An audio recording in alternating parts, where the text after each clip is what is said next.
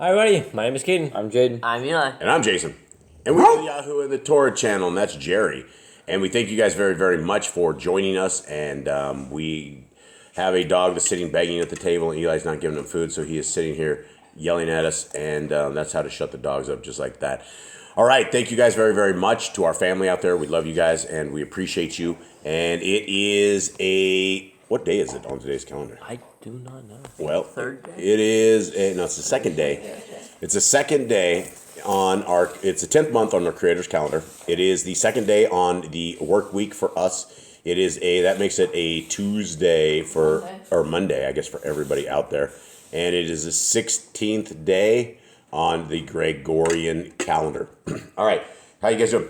Good. So, the Grand was cheering us on about the new washer. She was like, hey.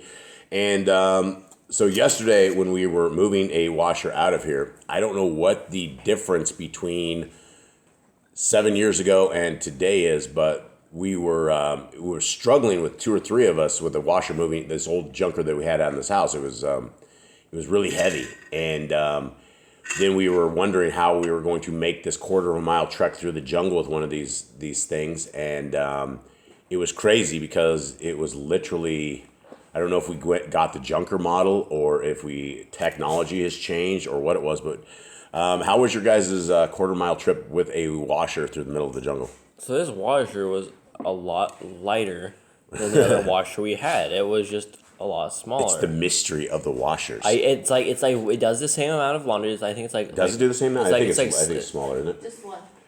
It's from 20 kilos to 19 kilos. It's a 19 kilo So basically, washer. it's like it changes by like basically a pound almost. 2 pounds, I think. Pounds, but I mean, it went from hundreds of pounds to like the thing was 800. And we were in instead of 3 of us, we were able to take 2 of us. Two of us, yeah. I think Honestly, I think process- one person could have just put it on their back and walked. I'm with it. pretty sure you could have strapped that thing to my back, and I would have been the man dolly or something, man U-Haul or something of the sort.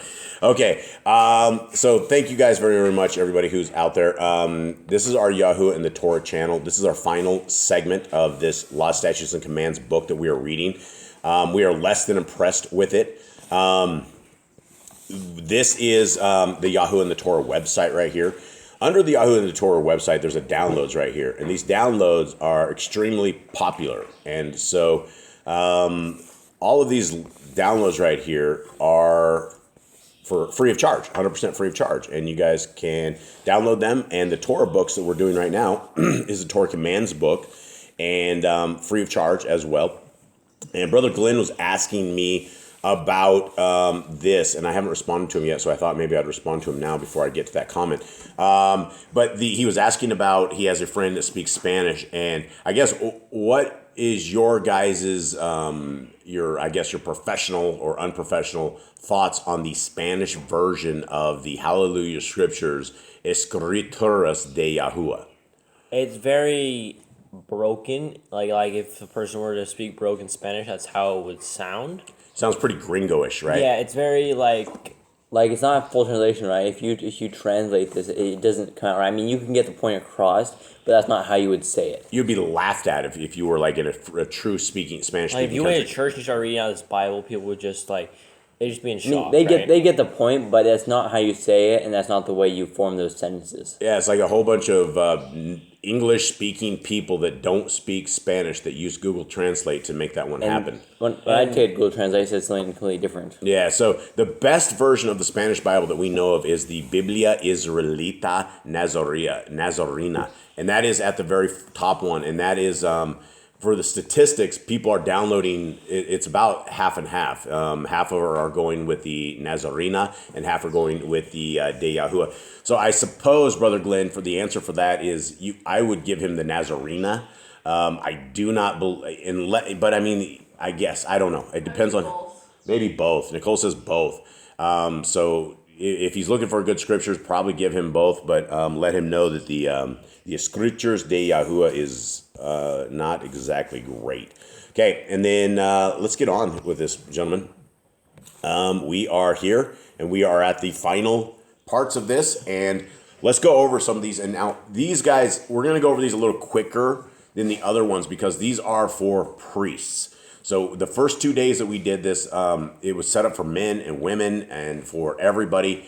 And again, I think I like our page way better at the Yahoo and the Torah.net site because it's a lot cleaner. This is just really kind of clunky. And so let's roll through these. And so these are the last of the commandments for the priests. Let's go through them.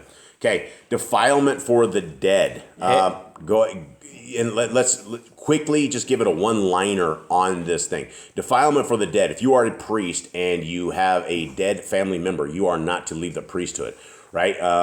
There's except for his relatives who are nearest to him, right? So for his mother, sorry guys, for his mother, dogs, hold on.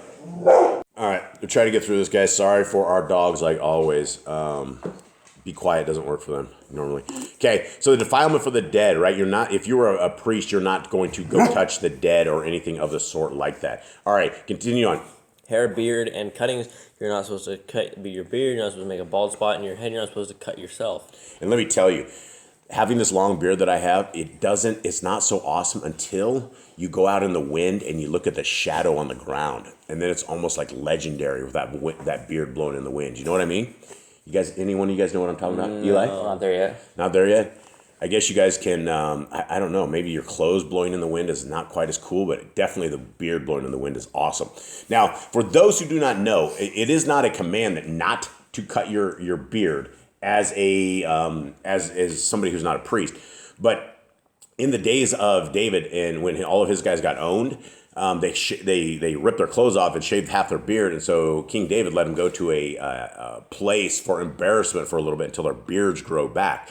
And so that would be the thing, it's a manly thing to have a beard. Okay, continue on, Jade.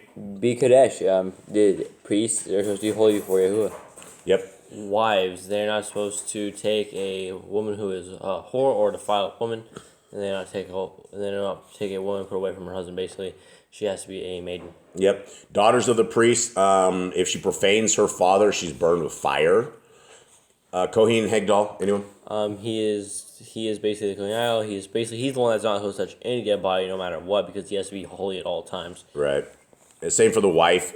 She's it's got to be a maiden. It's a widow or one put away, or a defiled woman or a whore. These he does not take. It has to be a truly unblemished woman as far as that goes. Defective or deformed. If you had a defect on your body, you're not to come near to the temple of Yahuwah. Yep.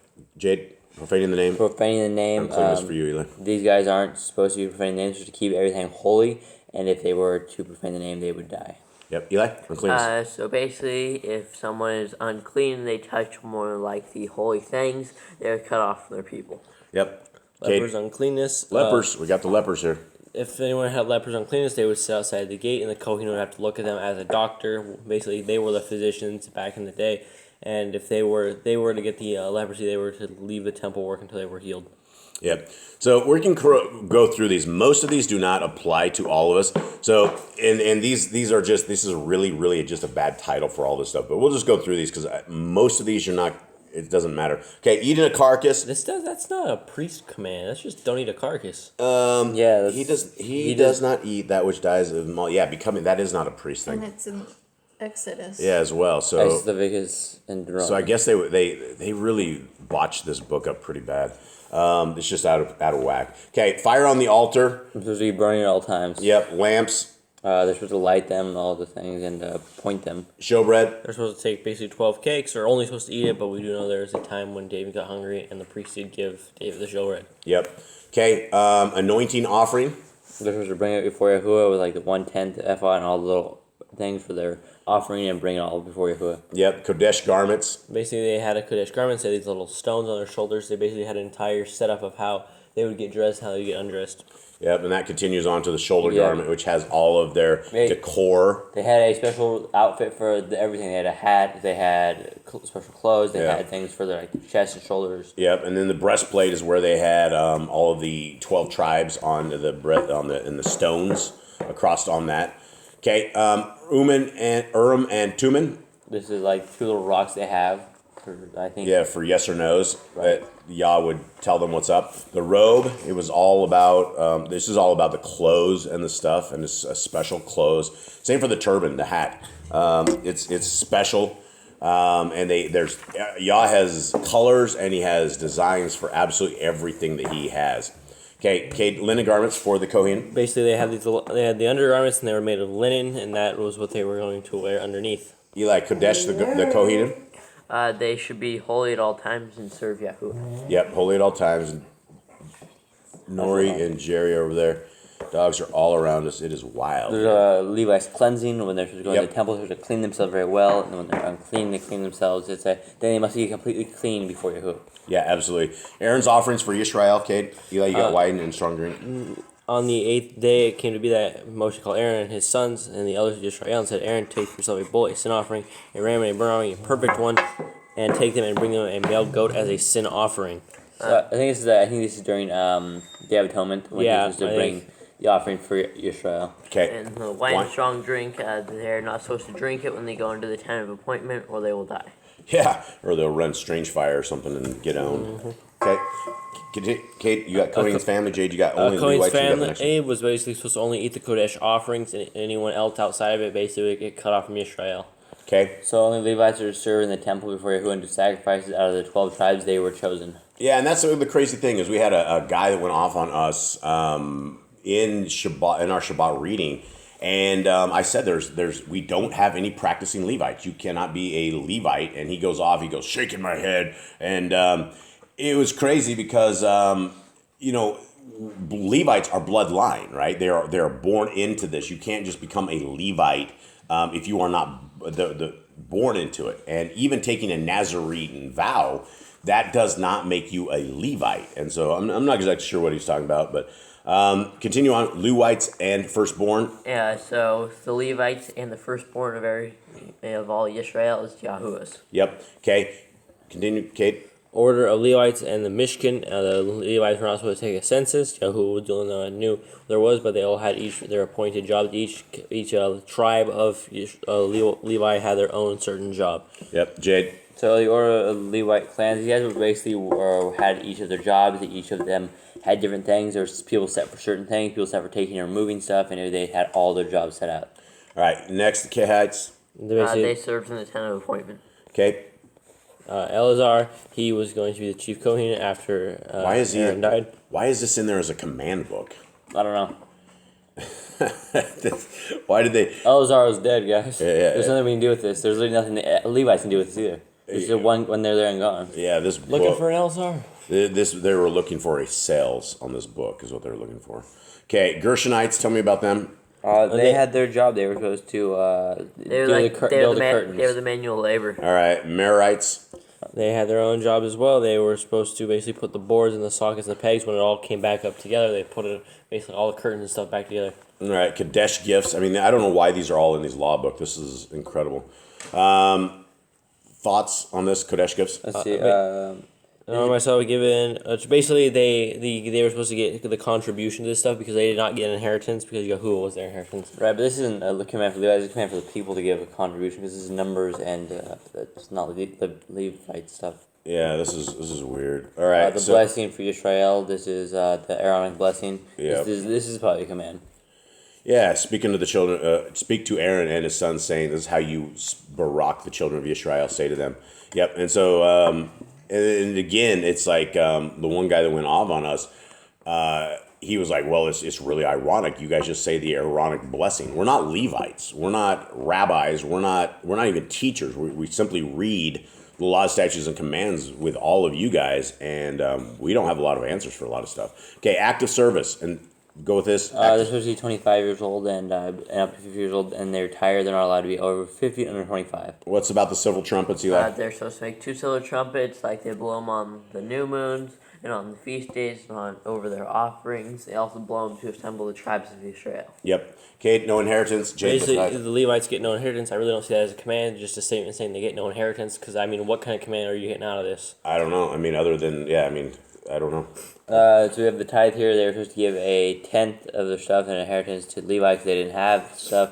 And the tenth of the tithe is to give your grain and your oil and your wine, all this stuff to them. Yep, land allotment, everything. The Levites had no homes per se that were like technically like theirs, like the other people. They dwelt in and among everyone else, and that was the point of it. Is they were supposed to be in and around to minister to everybody. Everyone was supposed to take good care of the Levites. Yeah, the That was Levites were plan. supposed to be taken care of. That was the plan. Okay, perfect without defect. That's how the offerings were meant to be, because we're now in offerings. That's how the Yep. offerings were meant to be, Okay. per without defect. Bring offerings to Yahuwah. That's kind of just a vague statement. Yeah, and I don't know why.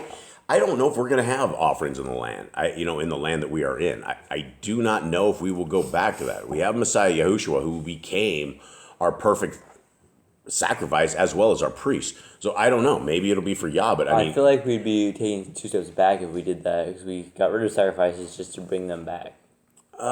maybe. But we do know that Yah, likes the smell of that stuff. But he would like what over sacrifice? Obedience. Obedience over sacrifice. In the Yep. place that Yahuwah chooses, basically you're supposed to make the sacrifice where Yahuwah chooses, where he's put his name that you were supposed to sacrifice.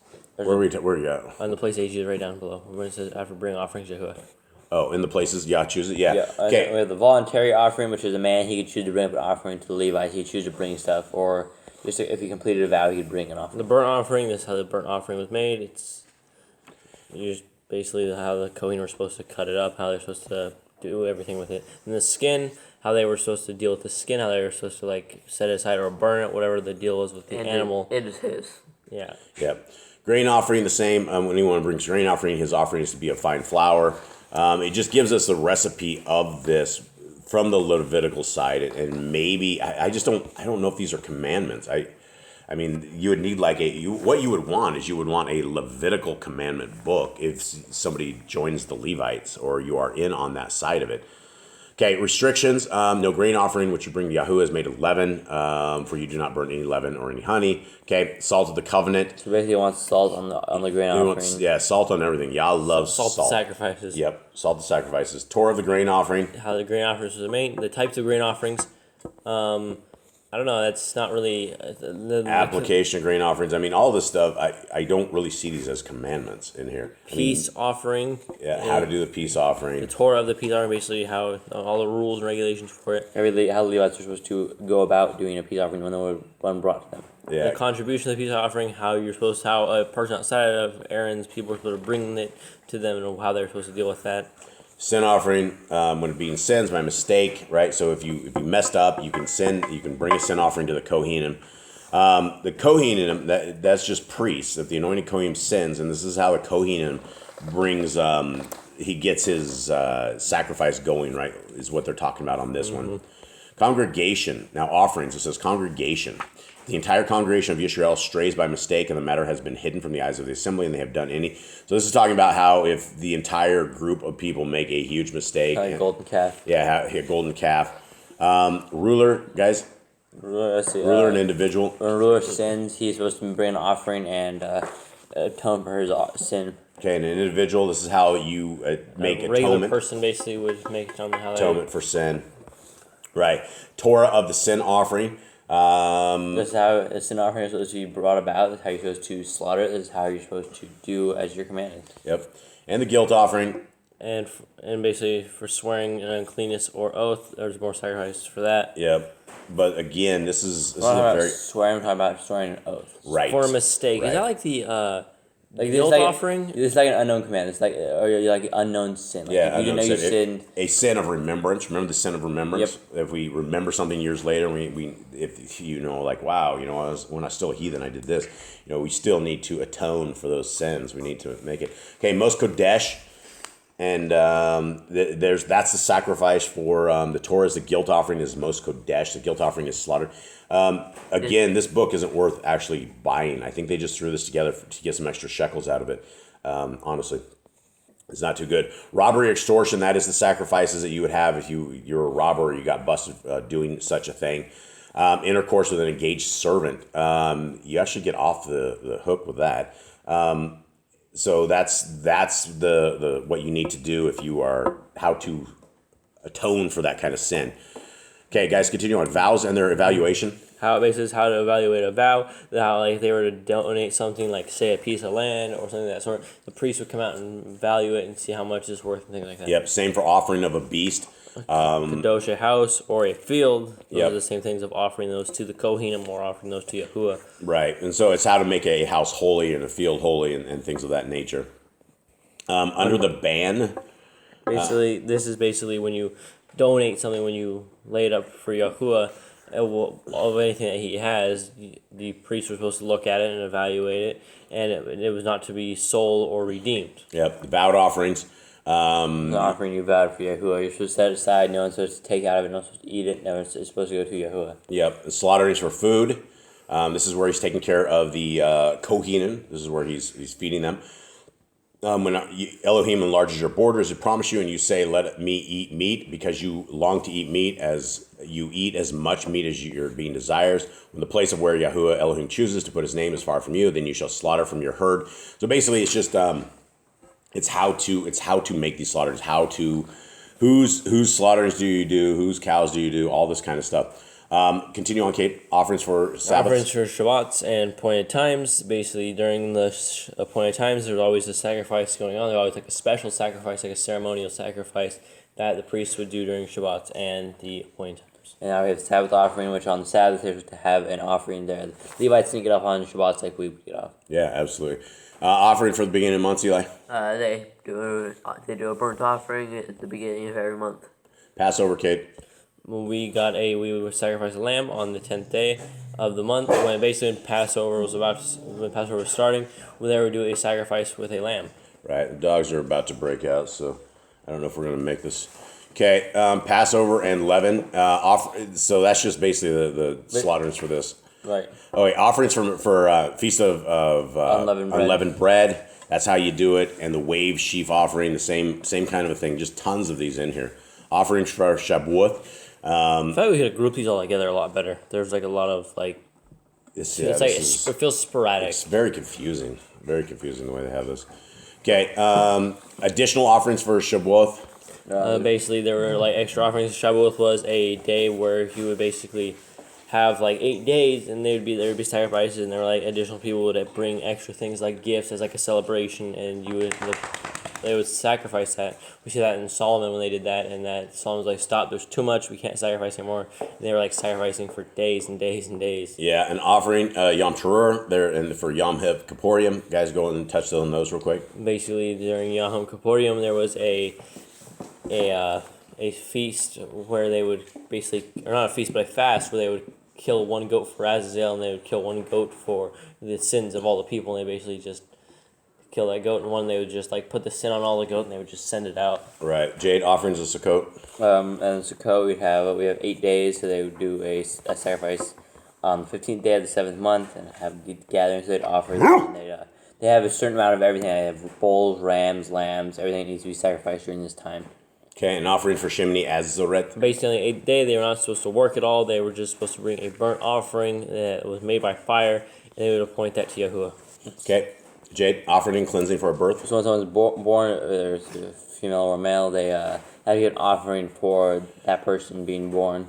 Then if they're cleansing a leper, after they're clean, they bring an offering to Yahuwah for thankfulness. Yep, and that one was a long one. Cleansing for an infected house. That is how you would cleanse a house that had leprosy or things mold or something in it when the priest examined. Yep. Offering for a discharge, when you had a discharge, whether it was blood or whatever it was, you would make a sacrifice for that as well. Basically, you become clean in Yahuwah's eyes again.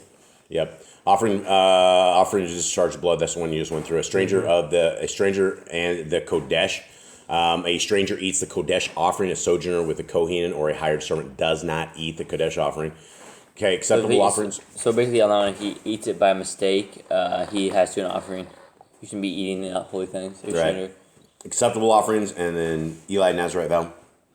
So acceptable offerings, like they can bring stuff like when a bull or sheep when a goat is born. It's 7 days when it's mother. The 8th day thereafter it's acceptable for an offering. So basically, it's only acceptable after 8 days. Right. When someone takes the Nazarite vow, they can't have wine, they can't have strong drink, they can't have grapes or raisins, and they are set apart people. They're separate, and they're part of Yahuwah, and they cannot shave their head. Okay. Completion, Kate. I don't know what they're talking about. It's the Torah of the Nazarite. Okay.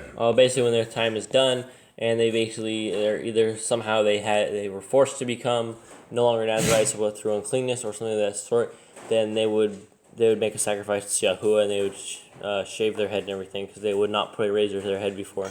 All right. First of the dough. Anyone got it? Yeah. Basically, when you were making bread or something, or you had the first of your grain came through, and you were making cakes or something, you would bring those to the Kohanim as an offering. All right. The red heifer. The Which red they're heifer. trying to bring back in Israel these days.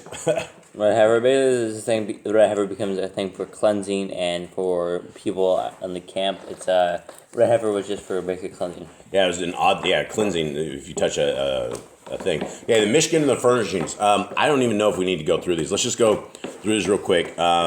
Make a mikdash. Make an ark. Make an ark. Live atonement, the table, the utensils, the So, showbread. lamp- Slow Lampstand. down, gentlemen. I can't make it this fast here. We have tails popping up everywhere. So basically, they have oil for the lamp, and then make a mishkan again. They put that twice. Yeah, they did. Make a mikdash. No, let's make a mikdash. Then make a mishkan. Okay.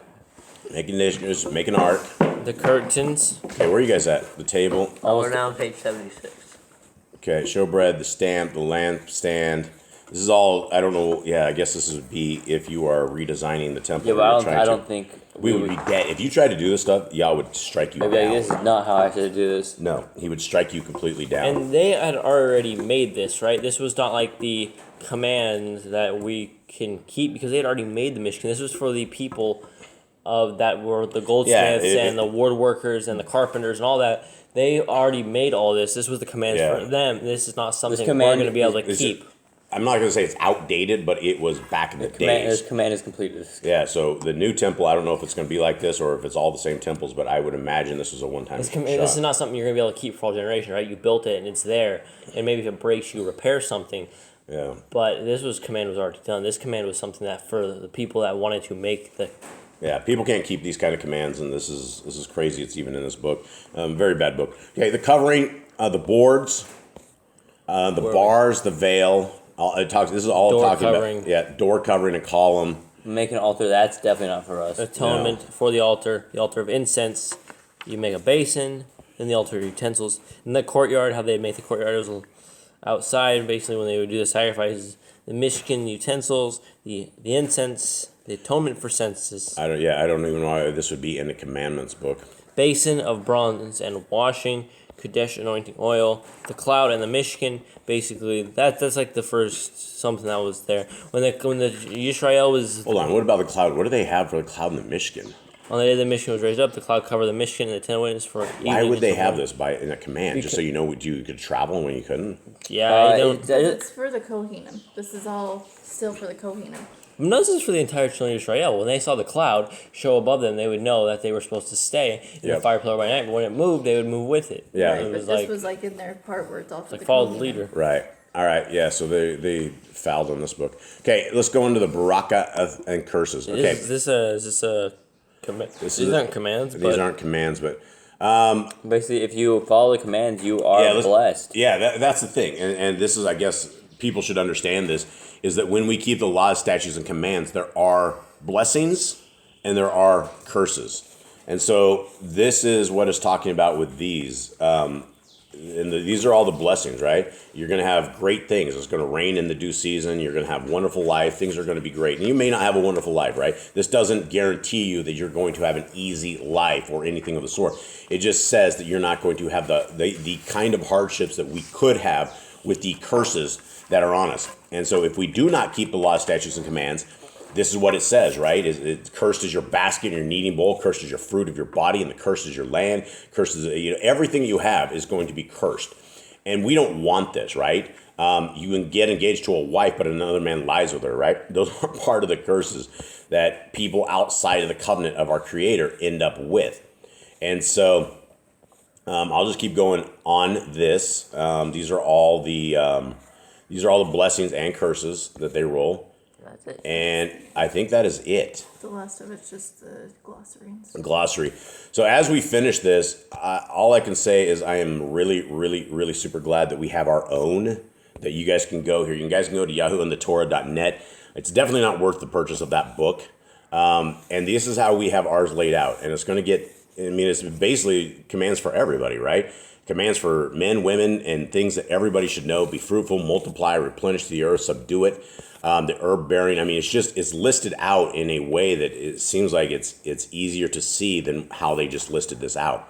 So maybe I'm just biased because we went through this our first time and we got this dialed in, but we still have a long ways to go. And we will take what's left in this book that we missed and we will add it to this for supporting commandments as well. And so I guess that is it. That takes us to the end of this. Gentlemen, I thank you guys for your time here. Everybody out there, I appreciate your time out there. If you guys do want to get a copy of that book we were just reading, it's free of charge. It's Torah Commands book. It is on the YHWH.net website under downloads and is free of charge. Gifts from our Creator. Hopefully you will read it. There's also the free Restored Name Scripture download. You guys can grab that, read that, completely free. And I guess that's it. Much love to everybody out there. All right, shalom. Shalom.